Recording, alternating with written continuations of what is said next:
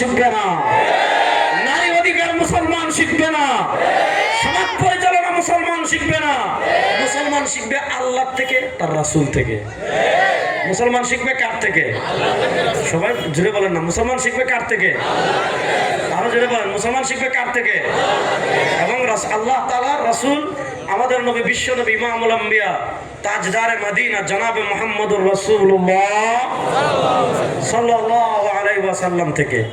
এদের মুখোশ পৃথিবীতে উন্মোচিত হচ্ছে।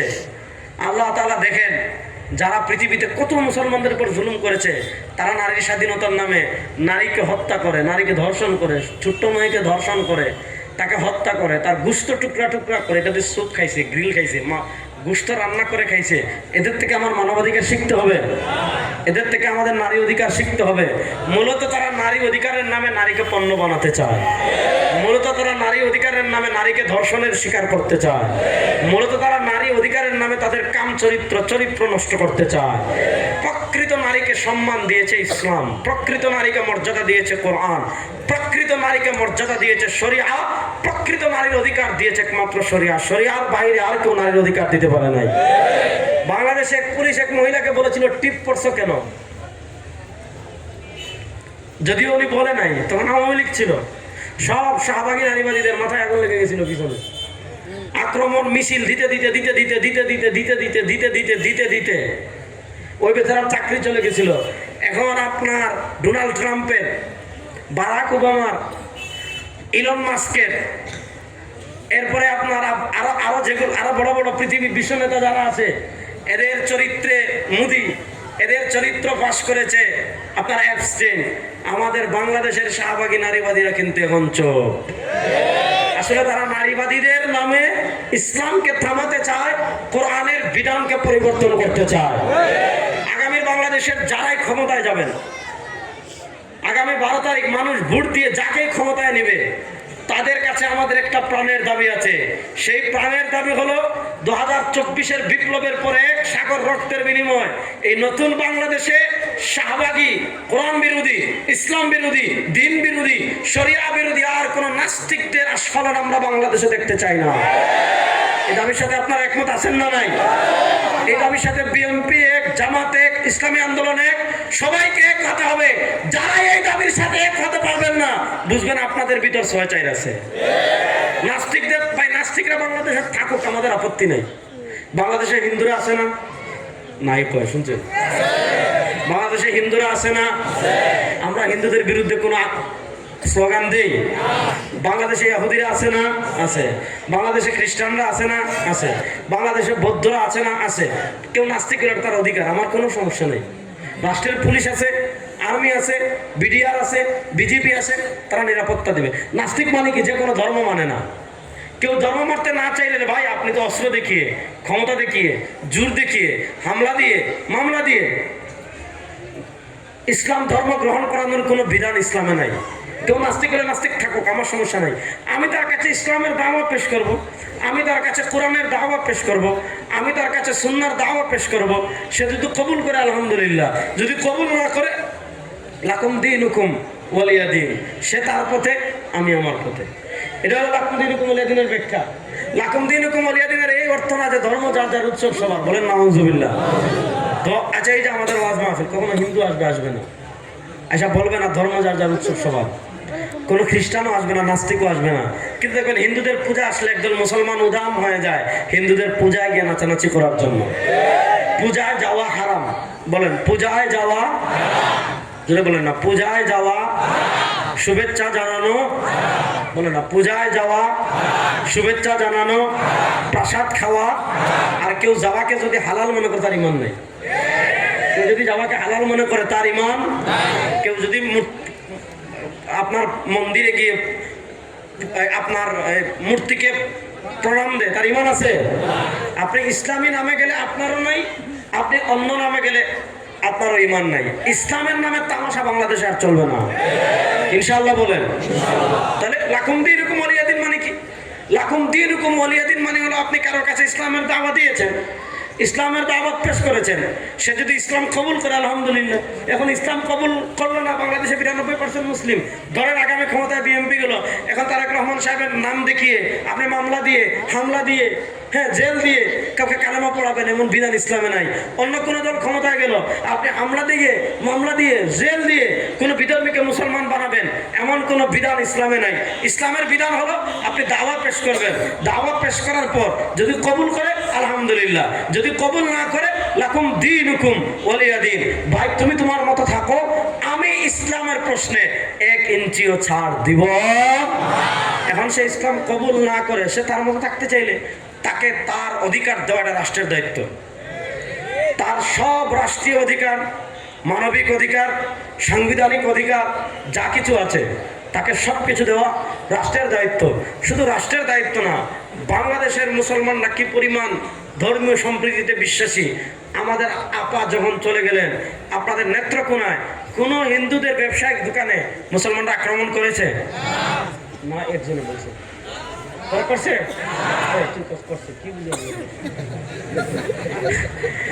আপনারা বলেন হিন্দুদের কোন মন্দিরে মুসলমানরা আক্রমণ করেছে? হাত তুলে বলেন। হিন্দুদের কোন দোকানে মুসলমান আগুন দিয়েছে? হিন্দুদের কোন ঘর মুসলমান দখল করেছে? হিন্দুদের কোন নারীদেরকে মুসলমান ধর্ষণ করেছে? আমি বলি না, মায়ের কোলে সন্তান যেমন নিরাপদ, বাংলাদেশের মুসলমানদের কাছে সংখ্যালঘুরা তার চেয়ে বেশি নিরাপদ। মায়ের কোলে সন্তান যেমন নিরাপদ, বাংলাদেশের মুসলমানদের কাছে হিন্দু, ইহুদি, খ্রিস্টান, বৌদ্ধরা তার চেয়ে বেশি নিরাপদ। কেউ যদি কোনো ধর্ম না মানে রাষ্ট্র তার নিরাপত্তা দিবে। কিন্তু আপনি ধর্ম না মানার নামে যদি আল্লাহকে গালি দেন, আপনি ধর্ম না মানার নামে যদি আমাদের প্রাণের টুকরা, আমরা আমাদের জীবন থেকে যাকে বেশি ভালোবাসি তিনি আমাদের নবী, নবীকে আমাদের অন্তর থেকে বেশি ভালোবাসি কি বাসি না? আল্লাহকে হাজির নাজির রেখে বলেন তো কারা নবীকে ভালোবাসেন দেখি? আল্লাহ রাসূলের ভালোবাসা অন্তরে আছে না নাই? রাসূলুল্লাহ সাল্লাল্লাহু আলাইহি ওয়াসাল্লামের ইজ্জত মহব্বত হৃদয়ে আছে না নাই? রাসূলের ইজ্জত মহব্বত হেফাজতের জন্য প্রস্তুত আছেন তো ইনশাআল্লাহ? বাংলাদেশের যারাই রাষ্ট্র ক্ষমতায় যান আপনারা সবাইকে নিরাপত্তা দিবেন। কেউ নাস্তিকতাবাদের নামে কেউ যদি আল্লাহকে গালি দেয়, নাস্তিকতাবাদের নামে কেউ যদি নবীকে গালি দেয়, নাস্তিকতাবাদের নামে কেউ যদি কোরআনকে লাথি মারে, তাদের ফাঁসির আইন বাংলাদেশে রাখতে হবে। তাদেরকে ফাঁসিতে ঝুলাতে বলে না, তাদেরকে ফাঁসিতে ঝুলাতে। এ দাবির সাথে তারুণ্য একমত আছেন তো ইনশাআল্লাহ? আগামী পার্লামেন্টে আইন হোক, আপনারা চান কি চান না? বাংলাদেশের সবাই নিরাপদে থাকবে, কিন্তু যারা আল্লাহকে গালি দিবে, নবীকে গালি দিবে, কোরআন অবমাননা করবে, আমরা তাদেরকে নিরাপদে থাকতে দেব না, তাদের জীবনকে জাহান্নাম বানিয়ে ফেলবে। একমত আছেন তো তারুণ্য ইনশাআল্লাহ? দুনিয়ার সবার সাথে আপোষ হবে, সবার সবকিছুতে আপোষ হবে। নবীর ইজ্জতের প্রশ্নে, কোরআনের ইজ্জতের প্রশ্নে, আল্লাহর ইজ্জতের প্রশ্নে নাস্তিকতাবাদের সাথে 15 কোটি মুসলমান সে যে কোনো রাজনৈতিক দল করতে পারে, কিন্তু নবীর ইজ্জতের প্রশ্নে কোনো আপোষ হবে না, হবে না, হবে না।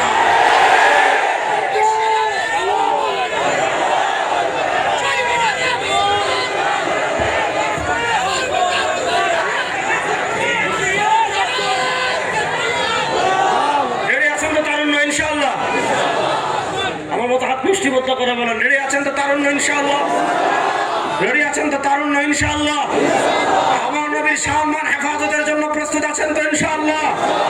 2013 সালের মতো আর কোন নাস্তিক মুরতাদ যদি আগামীর বাংলাদেশে আমার নবীর ইজ্জতের দিকে আঙ্গুল তুলতে চায়, যদি রক্তের বন্যা প্রবাহিত করার প্রয়োজন হয়, যদি যুদ্ধ করার প্রয়োজন হয়, আবার যুদ্ধ করার জন্য প্রস্তুত আছেন না?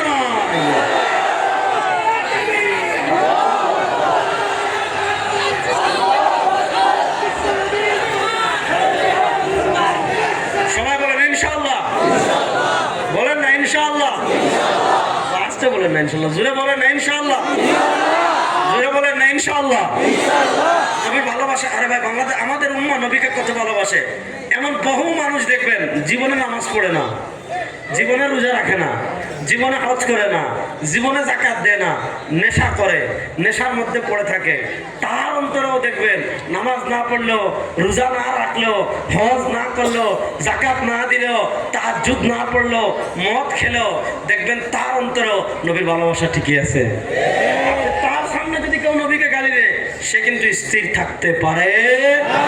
তাহলে বোঝা গেল বাংলাদেশে আগামীতে আল্লাহ যাদেরকে ক্ষমতা দিবেন, আমরা সব সময় বলি ক্ষমতা এটা পাওয়ার না, ক্ষমতা এটা আল্লাহর পক্ষ থেকে একটা দায়িত্ব। ক্ষমতা আল্লাহর পক্ষ থেকে কি দায়িত্ব। যার ক্ষমতা যত বেশি আল্লাহর কাছে তার জবাবদিহিতা তত বেশি। আচ্ছা, এখন দেখেন ডক্টর ইউনূস সাহেব এখন আছেন, 12 তারিখ পর্যন্ত তিনি আছেন। বাংলাদেশে যা কিছু হবে এর একটা দায়ভার তার আছে না নাই? তিনি প্রধানমন্ত্রী। তো যার ক্ষমতা যত বেশি তার চাওয়ার, তার দায়বদ্ধতা তত বেশি, আল্লাহর কাছে তার জবাবদিহিতার জায়গা তত বেশি। এজন্য ওমর রাদিয়াল্লাহু আনহু রাত্রে ঘুমাতেন না, হাঁটতেন। আল্লাহ আমার এত বিশাল সাম্রাজ্য, অর্ধ পৃথিবীর বাদশাহ, এক বাংলাদেশ পরিচালনা করতে আমাদের আগামীতে যারা এখন করছেন, আগে করছেন, সামনে করবেন, তাদেরকে জিজ্ঞেস করেন এক বাংলাদেশ পরিচালনা করতে। আরে ভাই, একটা গোড় ফেলাই দিয়ে তো কাজ শেষ। এক ঘরে যদি মানুষ 10-15 জন বেশি থাকে কি অবস্থা। তাহলে একটা রাষ্ট্রের সবকিছুর জবাবদিহিতা সেটা করবেন। কিন্তু 92% মুসলমানের প্রাণের কিছু দাবি আছে, তার ভিতর একটা দাবি হলো ব্লাসফেমি আইন। যারাই আল্লাহকেও গালি দিবে, কোরআন অবমাননা করবে, নবীকে গালি দিবে, তাদের সর্বোচ্চ শাস্তি মৃত্যুদণ্ড। এই আইন বাংলাদেশের সংসদে পাশ করতে হবে। আর একটা জিনিস আছে, সেটা হলো নবীর সবচেয়ে বড় দুশ্মন কারা? কাদিয়ানীরা। বলেন, নবীর সবচেয়ে বড় দুশ্মন কারা? বলেন বলেন বলেন। নবীর সবচেয়ে বড় দুশ্মন কারা? আর আসতে বলেন, নবীর সবচেয়ে বড় দুশ্মন কারা? আচ্ছা বলবেন, হুজুর আপনারা কাদিয়ানের বিরুদ্ধে তো বলেন কেন? আচ্ছা, এই যে হিন্দুরা, হ্যাঁ আচ্ছা থাকুক, সমস্যা নেই। এই যে আমাদের আপনাদের এই এলাকায় আপনাদের ইয়ে আছে না, হিন্দু ভাইরা আছে না? কথা কয় না। আপনারা কি ভয় পাচ্ছেন? আপনারা কি খিদে লাগছে নাকি নির্বাচনের আমে যেমন ভাবে লাগছে আর ভালো লাগতেছে না নাকি? কারণ এখন দেশ তো নির্বাচনের ট্রাকে উঠে গেছে, তো এখন দেখা যায় ওয়াজও মানুষ আগের মতো রেসপেক্ট করে না। তাও আপনার অন্যান্য মাহফিলের থেকে বেশি, আলহামদুলিল্লাহ। হিন্দুদের বিরুদ্ধে আমরা কেন বলি না? এরা পূজা করতেছে, আমরা আরো বলি যে নিরাপত্তা দেন। এবং অনেক জায়গায় এমন আছে যে প্রশাসন আমাদেরকে বলে যে হুজুর এই পূজার দিন আপনাদের মাহফিলটা আপনার মন্দিরের পাশে হয়ে গিয়েছে, এটা তারিখটা চেঞ্জ করলে বা একটু দূরে গেলে ভালো হয়। আমরা কর্তৃপক্ষকে বলি যে ভাই তারিখটা চেঞ্জ করে ফেলেন, কারণ আমরা তো 12 মাসে ওয়াজ করি, তাদের পূজা 2 দিন 3 দিন 4 দিন। এখন পূজার সময় যদি আমরা পাশাপাশি কি লাগাই দিই, ওয়াজ লাগাই দিই, তো তাদের মনে করেন আমাদের মাইকের আবার যদি তাদের এখানে যায়, দরকার নেই ভাই, আমরা 3 দিন পরে করি অথবা দূরে নেই। এইবারও কত সেপ্টেম্বর জানি আমাদের হেফাজতে ইসলামের লালমাই শাখার প্রোগ্রাম ছিল। হাফিজুর রহমান সিদ্দিকী সাহেব, আমি, শামসুদ্দৌলা আশরাফী সাহেব, অনেকে দেখি হিন্দুদের পূজা মণ্ডপ পাশে। তো আমরা তো আগে জানি নাই, আমরা বলছি মাইক বন্ধ করে দেন। এবং আমার প্রশাসনকে বলছি যেহেতু হয়ে গেছে, আমরা খুব দ্রুত সময়ের ভিতর শেষ করে দিয়েছি। হিন্দুরাও পূজা করে, আমরা বাধা দিই না। খ্রিস্টানরা যে ডিসেম্বরে ক্রিসমাস ডে পালন করলো, আমরা বাধা দিই নাই। বৌদ্ধরা বৌদ্ধ পূর্ণিমা পালন করে, আমরা বাধা দিই নাই। কাদিয়ানীদের সাথে আমাদের আসলে আমাদের পার্থক্যটা কোথায় এটা বুঝতে হবে। আচ্ছা, কেউ যদি আমাদের নবীকে শেষ নবী না মানে, আপনারা ফতোয়া দেন তো, মুসলমান না কাফের? 4-5 জনের কাছে না? মসজিদের বারান্দায় যারা আছেন বলুন তো, যারা গেটের বাড়া আছে না, বাইরে আছেন, আপনারা বলেন তো, কেউ যদি আমাদের নবীকে শেষ নবী না মানে সে মুসলমান না কাফের? বলেন, শেষ নবী না মানে সে মুসলমান না কাফের? বলেন, শেষ নবী না মানে মুসলমান না কাফের? এটা হলো সমস্যা। দেখেন, কাদিয়ানীদের মনোযোগ, কাদিয়ানীদের একটা গুরুত্বপূর্ণ জিনিস হলো তাকিয়াবাজি। এরা এত মিথ্যা কথা বলে রে ভাই। আপনি বলবেন তোমরা কি গোলাম আহমদ কাদিয়ানীর নবী মানো, মাথা কোরআন শরীফ নিবে, মাথা কোরআন শরীফ নিয়ে বলবে আমরা নবী মানি না। আসলে তারা মানে, কিন্তু আপনাকে ভক্ত বানানোর জন্য, তাদের দলে নেওয়ার জন্য তারা এটা বলে। দেখেন, গোলাম আহমদ কাদিয়ানী কেন কাফের? কাদিয়ানীরা কেন কাফের? মনোযোগ, কাদিয়ানীরা কেন কাফের? মনোযোগ। গোলাম আহমদ কাদিয়ানী তার নিজের লেখা বই আছে 84টা ছোট ছোট। এই 84টা বইকে একত্রিত করে কাদিয়ানীরা বই ছাপিয়েছে কি নামে? রোহানি খাজাইন। 24 খন্ড। আমি পাকিস্তান থেকে আনাইছি, কাদিয়ানীর আখড়া থেকে। এই রোহানি খাজাইন যদি আপনি খুলে পড়েন, লা ইলাহা ইল্লাল্লাহ মুহাম্মদ আস্তাগফিরুল্লাহ মিন যালিক। আমি আপনাদেরকে 3-4টা বক্তব্য শোনাই। আপনি কাদিয়ানীদের কাছে গিয়ে বইগুলো নাম বলবেন, পৃষ্ঠা তো আমার কাছে আছে, নেটে সার্চ দিলেও পাবেন। রুহানি খাজাইন 18 নম্বর খণ্ড, পৃষ্ঠা নম্বর 207। বইয়ের নাম হাকিকাতুল ওয়াহি। আচ্ছা, আমরা বলে কোরআন শরীফের একটা আয়াত আছে না, মুহাম্মাদুর কালিমা তাইয়্যিবা লা ইলাহা ইল্লাল্লাহ মুহাম্মাদুর। আচ্ছা আমরা যখন এই যে আমি বললাম মুহাম্মদুর রাসূলুল্লাহ, এখানে কারো নাম কি আছে মুহাম্মদ? কেউ নাই। এই যে আমার এক ভাই, দুই ভাই, তিন ভাই, অনেকে আছে মুহাম্মদ। সারা পৃথিবীতে মোস্ট পপুলার, সারা পৃথিবীর সবচেয়ে পপুলার যে নাম, সারা পৃথিবীর সবচেয়ে জনপ্রিয় যে নাম, সে নাম হলো মুহাম্মদ। আমরা সবাই মুহাম্মদ, ইনশাআল্লাহ, এটা ডাকনাম আমাদের। আচ্ছা আচ্ছা, এই যে আমি বললাম মুহাম্মদুর রাসূলুল্লাহ, এই মুহাম্মদ বলতে কি আমরা এখানের মুহাম্মদ উদ্দেশ্য নিয়েছি? নেত্রকোনার কোনো মুহাম্মদ উদ্দেশ্য নিয়েছি? আমরা যা বললাম মুহাম্মদুর রাসূলুল্লাহ, এই মুহাম্মদ মানে কে? এই মুহাম্মদ মানে ইমামুল আম্বিয়া, মদিনাওয়ালা, দু জাহানের বাদশা, সাহেব হাউজে কাউসার, শাফিউল মুজনিবিন, জনাব মুহাম্মদুর রাসূলুল্লাহ সাল্লাল্লাহু আলাইহি ওয়াসাল্লাম। কাদিয়ানীরা আযান দেয় আশহাদু আন্না মুহাম্মাদার রাসূলুল্লাহ, দেখবেন দিচ্ছে। কাদিনাও দেখবেন কালেমা পড়ে লা ইলাহা ইল্লাল্লাহ মুহাম্মাদুর রাসূলুল্লাহ।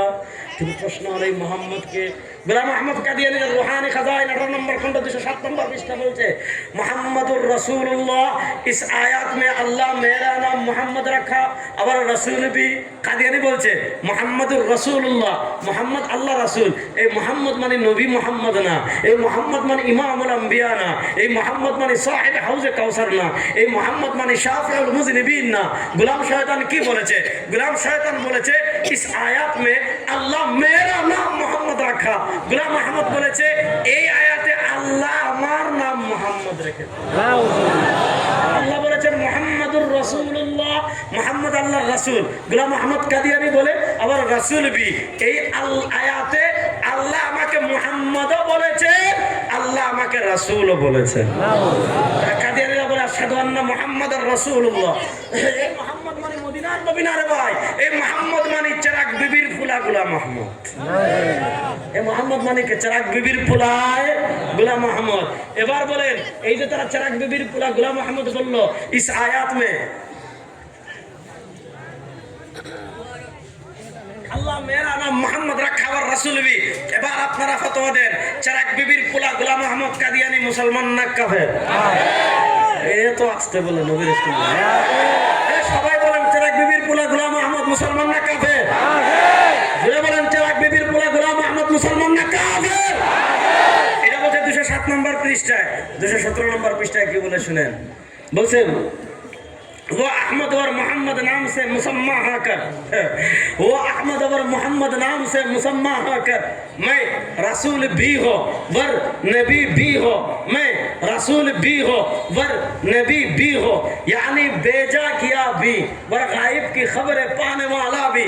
से বলছে শুধু আহমদ আর মোহাম্মদ না, আহমদ আর মোহাম্মদ নাম রাখার পর গোলাম আহমদ চেরাগ বিবির ফুলা গোলাম আহমদ বলছে मैं मानी আমি, मैं रसूल भी हो, আমি रसूल वर नबी भी हो, আমি নবী हो, यानी बेजा गया भी, আমাকে নবী বানিয়ে পাঠানো হয়েছে, ওর গায়েব কি খবরে পানে वाला भी, আমি গায়েবেরও খবর পাই।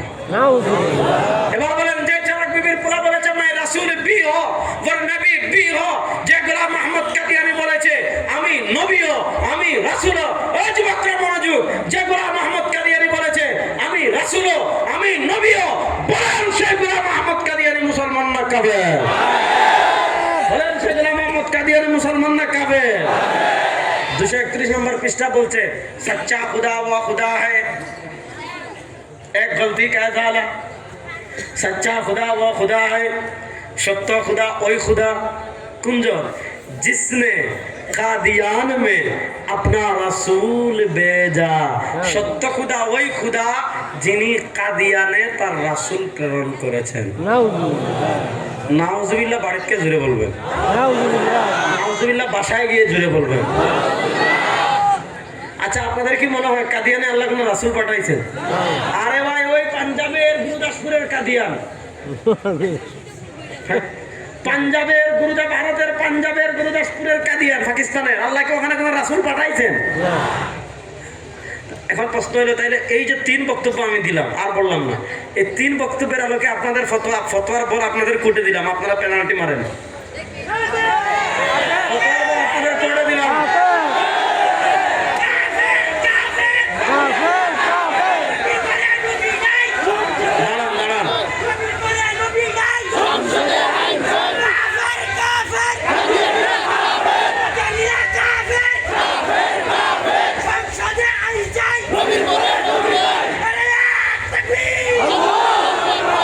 আর এমন কাদিয়ানিরা এত জঘন্য কাফের, এদেরকে কাফের যে মানবে না সেও কাফের।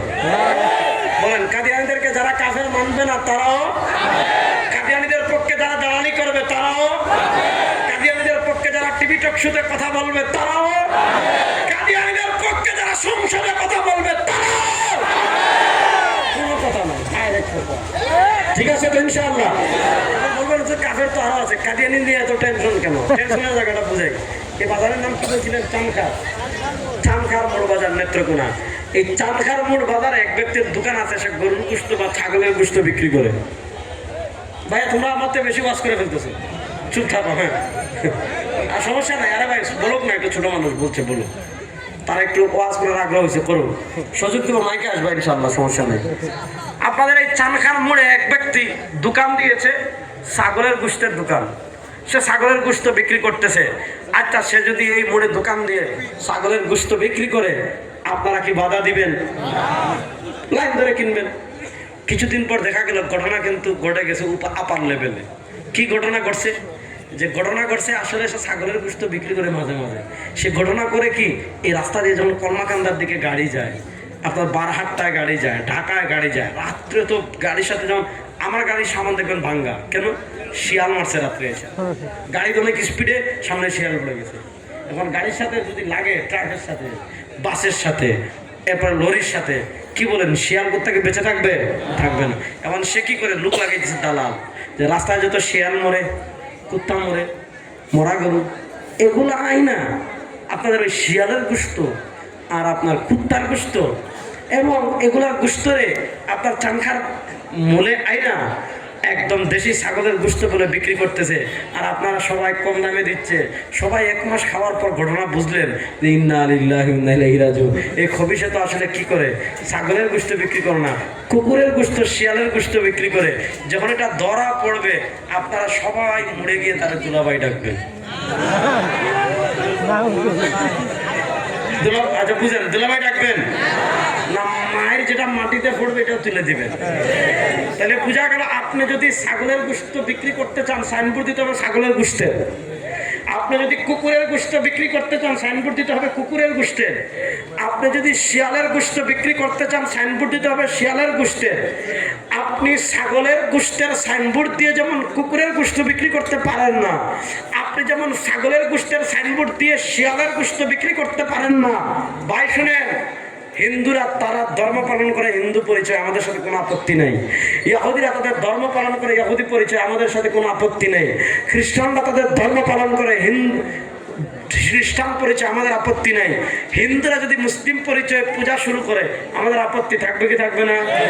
খ্রিস্টানরা যদি মুসলিম পরিচয়ে বড়দিন পালন করা শুরু করে, আমাদের আপত্তি থাকবে কি থাকবে না? বৌদ্ধরা যদি বৌদ্ধ পরিচয়, বৌদ্ধ পূর্ণিমা পালন করে, আমাদের পরিচয় থাকবে কি থাকবে না? বাংলাদেশে কাদিয়ানিরা থাকবে, আমরাও চাই তারা থাকুক, আমাদের কোনো সমস্যা নাই। কিন্তু কাদিয়ানিরা থাকবে, কাদিয়ানি পরিচয়, কাফের পরিচয়, বেঈমান পরিচয়, মুশরিক পরিচয়, মুসলমান পরিচয়ে তারা থাকতে পারে না। মুসলমান পরিচয় ওয়াজ মাহফিল করতে পারে না। মুসলমান পরিচয় মসজিদ করতে পারে না। সমস্যা। আচ্ছা, আপনারা কি বলেন, কোন হিন্দু মক্কা যেতে পারবে? কথা বল না কেন? কোন হিন্দু বেঈমান মুশরিক রাসূলুল্লাহ সাল্লাল্লাহু আলাইহি ওয়াসাল্লামের রওজার পাশে দাঁড়াতে পারবে? আচ্ছা বলেন তো, কোন কাফের বেঈমান মুশরিকের হাতে জবাই করা পশু খাওয়া হালাল না হারাম? কোন কাফেরকে মুসলমানদের গুরুস্থানে দাফন করা হালাল না হারাম? এবং এদেরকে যদি রাষ্ট্রীয়ভাবে কাফের ঘোষণা না করা হয়, তাহলে এখন আবরারের যে রাষ্ট্রীয় যে অবস্থান, ওই কাদিয়ানির রাষ্ট্রীয় অবস্থান এক। এখন আমি আমার মুসলিম পাসপোর্ট দিয়ে যা করতে পারবো, কাদিয়ানি একই কাজ করতে পারবে। এখন বাংলাদেশের গভর্নমেন্ট, ডক্টর ইউনূস সাহেব, জনাব তারেক রহমান সাহেব, 10 দল, ইসলামী আন্দোলন, এনসিপি, সবাইকে বলবো, তারেক রহমান সাহেব হন, পীর সাহেব চরমনাই হন, ডাক্তার শফিক সাহেব হন, মামুনুল হক হন, এনসিপি নাহিদ ইসলাম হন, শুনেন, কিয়ামতের দিন নবীর সুপারিশ ছাড়া কেউ জান্নাতে যেতে পারবে না। কোন বাপের বেটা আছেন, হাত তুলেন তো, তুলেন তো হাত দেখি। কিয়ামতের দিন একমাত্র নবীর সুপারিশ ছাড়া। আপনাদেরকে যদি আল্লাহ ক্ষমতা দান করে, আপনাদেরকে আল্লাহ যদি আগামী বাংলাদেশের নেতৃত্বের জন্য যাকেই কবুল করবে, যদি কাদিয়ানীদেরকে কাফের ঘোষণা না করেন, আপনারা রাষ্ট্র ক্ষমতায় থাকা অবস্থায় আল্লাহ নবীর নিকৃষ্ট দুশ্মন কাদিয়ানীরা যদি মুসলমান পরিচয় পাসপোর্ট দিয়ে হজে যায় আর সোনার মদিনায় গিয়ে রাসূলের রওজা পাকের সামনে পৃথিবীর নিকৃষ্ট রাসূলের দুশ্মন বেঈমানেরা দাঁড়ানোর সাহস করে, কিয়ামতের দিন নবীর সামনে আপনাদেরকে দাঁড়াতে হবে। কিয়ামতের দিন আল্লাহর ইনসাফের আদালতে আপনাদেরকে দাঁড়াতে হবে।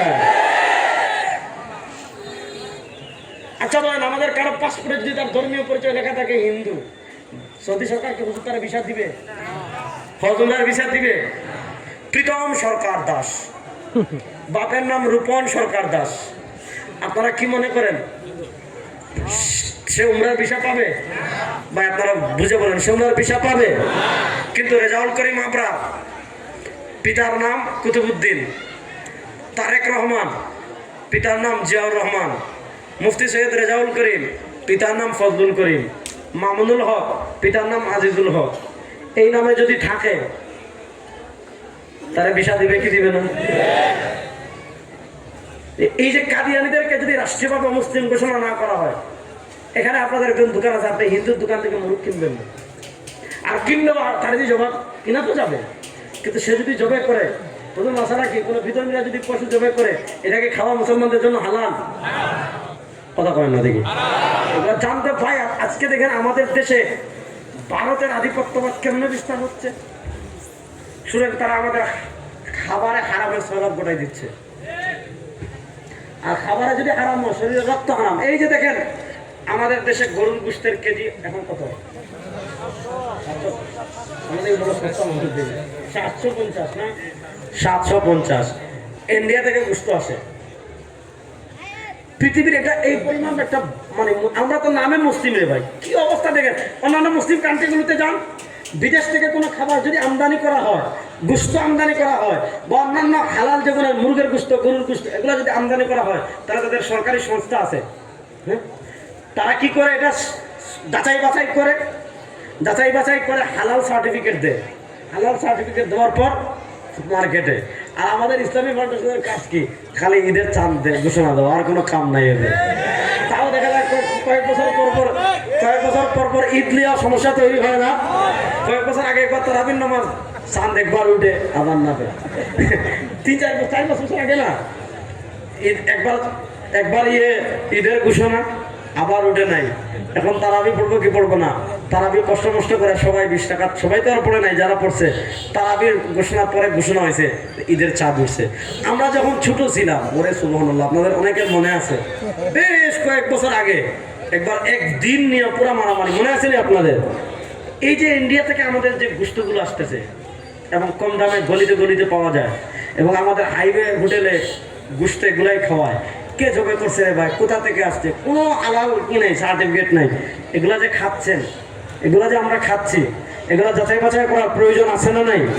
আজকে বাংলাদেশের মুসলমান খাবারের ক্ষেত্রে হালাল হারাম ব্যাপারে যে পরিমাণ উদাসীন, খাবারের ক্ষেত্রে বাংলাদেশের মুসলমান হালাল হারামের ক্ষেত্রে যে পরিমাণ উদাসীন, পৃথিবীর অন্য কোনো মুসলিম সংখ্যাগরিষ্ঠ রাষ্ট্রে মুসলমান এত উদাসীন কিনা আমি জানি না। তো এই কাদিয়ানীরা যদি কোনো পশু জবাই করে, এটা খাওয়া আমাদের জন্য হালাল না হারাম? এটা জোরে বলে, এটা খাওয়া হালাল না হারাম? এই পথ বন্ধ করতে হলে কি করতে হবে? এই পথ বন্ধ করতে হলে কাদিয়ানীদেরকে রাষ্ট্রীয় বা মুসলিম ঘোষণা করতে হবে। বলেন, এইগুলা বন্ধ করতে হলে কাদিয়ানীদেরকে পাকিস্তানের রাষ্ট্রীয়ভাবে মুসলিম ঘোষণা করা হয়েছে, আফগানিস্তানে করা হয়েছে, সৌদিতে করা হয়েছে, জাজিরাতুল আরবের কান্ট্রিতে গুলো করা হয়েছে, মিশরে করা হয়েছে। বাংলাদেশে কিসের বই দেখেন? আমাদের কার বই দেখান? আমরা আমেরিকাকেও ভয় পাই না, ভারতকেও ভয় পাই না মিয়া, আমরা দিল্লিকে ভয় পাই না, ওয়াশিংটনকে ভয় পাই না, পিন্ডিকেও ভয় পাই না। ওয়াশিংটনের কথা বাংলাদেশ চলবে না, দিল্লির রামবাবুদের কথা বাংলাদেশ চলবে না। কথা ক্লিয়ার, আগামীর ক্ষমতায় যারাই যাবেন, কাদিয়ানীদেরকে রাষ্ট্রীয়ভাবে মুসলিম ঘোষণা করতে হবে। যারা মুসলিম ঘোষণা করবেন, বাংলাদেশের মানুষ তাদেরকে এই রাষ্ট্র ক্ষমতায় নেবে।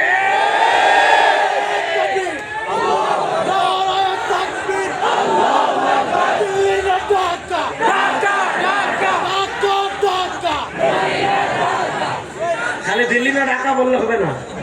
এখন দাঁড়ান দাঁড়ান, এখন বলতে হবে ওয়াশিংটন না ঢাকা। আপনি দিল্লি না ঢাকা কইয়া দেশ দিলেন আমেরিকার কাছে। আমেরিকার ইসলামকে বাংলাদেশে চলবে, আমেরিকার ইনসাফকে বাংলাদেশে চলবে, আমেরিকার এজেন্সির কথা বাংলাদেশ চলবে। দিল্লি না ঢাকা,